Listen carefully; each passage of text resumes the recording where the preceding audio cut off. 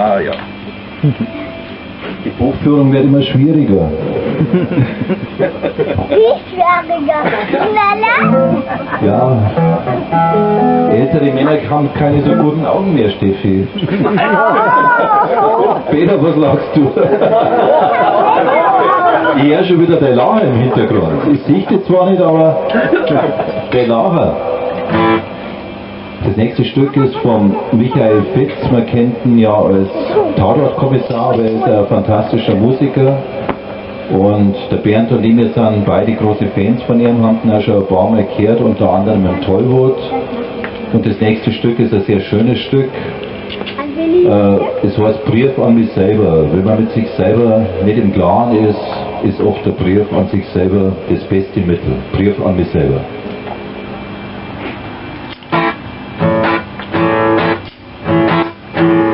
Schreib einen Brief an mich selber und ich geht dran, dass ich mich wieder spielen kann mit meinem Kaffee in der Hand. Schreib einen Brief an mich selber, hab mir gar nichts zum Sagen, bloß ein Furcht und Hunger, sonst ist nichts in meinem Mund. Schreib einen Brief an mich selber,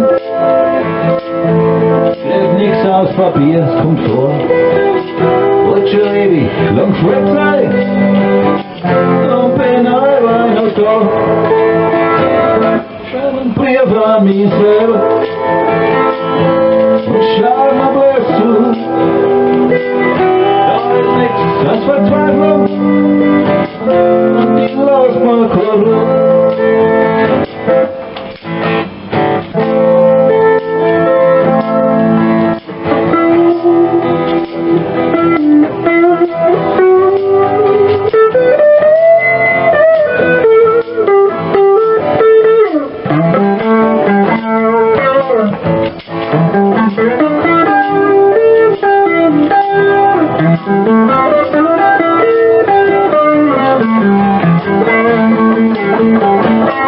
Schreib einen Brief an mich selber,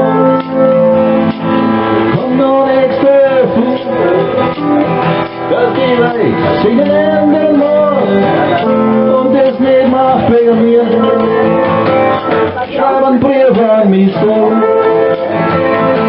mein Glas ist leer, hab so viel zum Verschenken, ach, das gib ich nicht her. Schreib einen Brief an mich selber, das Stück an der Wut manchmal, ich bleib stumm, wie ein Felsen, na, es geht mir nicht gut. Brief an mich selber, red noch nicht von mir, schick bloß auf die anderen, bis alles tot ist in mir. Bloß auf die anderen, bis alles tot ist.